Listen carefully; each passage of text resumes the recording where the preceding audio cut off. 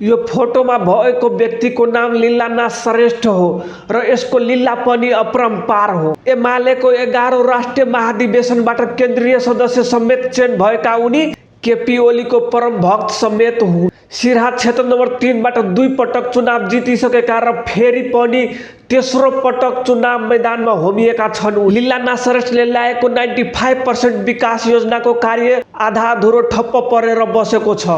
उसको आफ्नो माथामा भएका सम्पूर्ण विकास योजनाको काम आफ्नो भतिजोलाई टेन्डर लगाउँछ र फलस्वरूप त्यसको रिजल्ट के निस्किन्छ कि विकास योजना 50% पनि समाप्त भएको हुँदैन, तर त्यसको भुक्तानी 100% लिइसकेको हुन्छ उनीहरू।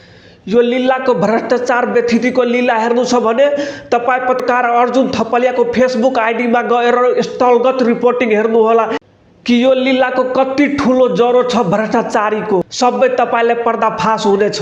स्वयं मेरै गाउँपालिकामा लगभग 6 करोडको खानेपानी योजनालाई आफ्नो भतिजोलाई टेन्डर दिएर 6-7 वर्षदेखि अल्पत्रमा राखेको छ आधा अधुरो काम सकाएर। अर्को महत्त्वपूर्ण कुरा यो छ कि संसद भवनमा जनताको समस्या मुद्दा उठाउनु त दूर, संसद भवनको माइक समेत उसलाई समातेको बेरले हेरिन्छ। महेन्द्र हाइवेको उत्तरपट्टि क्षेत्रमा प्रत्येक साल खानेपानीको हाहाकार हुन्छ, तर त्यसको समस्या समाधान त दूर, त्यसको बारेमा संसद भवनमा आवाज समेत उठाउँदैन।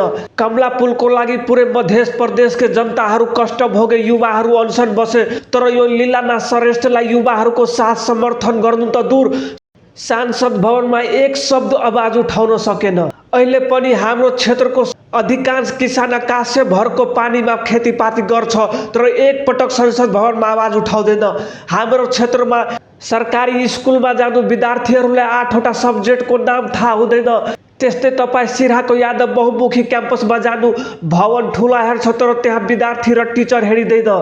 र फेरि पनि यस्तै मूर्खलाई, यस्तै लीलाको लीला हेर्नलाई तपाईँहरूले भोट दिनुहुन्छ भने तपाईँहरूमा र भैँसीको गोबरमा केही फरक हुँदैन। त्यसैले तपाईँहरू आफ्नो माइन्डलाई परिवर्तन गर्नु, तपाईँहरू आफ्नो माइन्डलाई अपडेट गर्नु।